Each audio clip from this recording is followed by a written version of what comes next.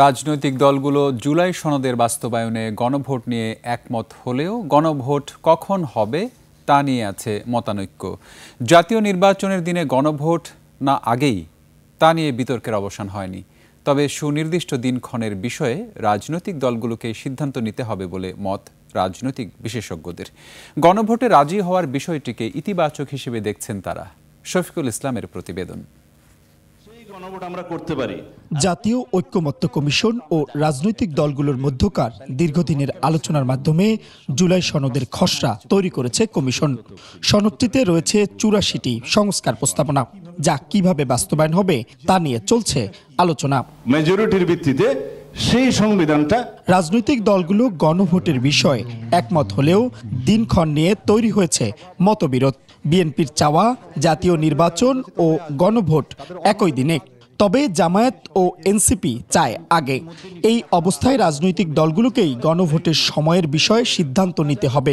ফেব্রুয়ারিতে নির্বাচন না হলে তৈরি হতে পারে রাজনৈতিক সংকট, মত এই বিশ্লেষকের। যদিও কখন গণভোট অনুষ্ঠিত হবে এই ব্যাপারে রাজনৈতিক দলগুলোর মধ্যে তারা একমত হতে পারেনি, তবে গণভোট যে হওয়া দরকার এই বিষয়ে তারা একমত হয়েছে। এটা একটা বড় ডেভেলপমেন্ট। প্রত্যেকটা দলের নিজস্ব এজেন্ডা থাকে, নিজস্ব প্রায়োরিটি থাকে, কারণ রাজনৈতিক দলগুলো তো রাজনীতি করছে ক্ষমতায় যাওয়ার জন্যে, ফলে এটা থাকবে, খুব স্বাভাবিক এটা।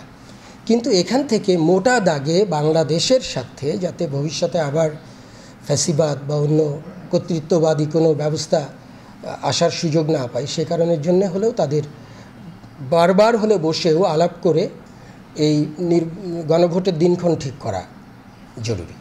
আর গণভোটের বিষয়বস্তু জনগণকে বোঝানো ও খরচ কমাতে সংসদ নির্বাচনের দিন ভোট করা যায় বলে মতও রয়েছে।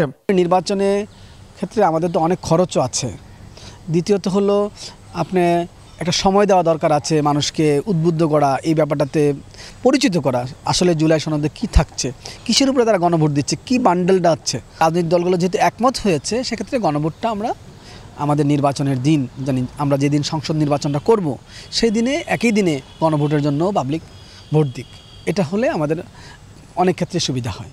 গণভোটের রায় সংবিধানে যুক্ত করার মাধ্যমে পরবর্তী সরকারকে বাস্তবায়ন করতে হবে বলেও মত রাজনৈতিক বিশেষজ্ঞদের। পরবর্তী সরকার এই রায়টা বাস্তবায়ন করবে, তাদের পলিসি বিষয়ের মধ্যে এগুলো নিয়ে আসতে হবে। সংবিধানে যে পরিবর্তনগুলোর কথা বলা হচ্ছে সেই পরিবর্তনগুলো ইনক্লুড করতে হবে। শফিকুল ইসলাম, ২১ টেলিভিশন, ঢাকা।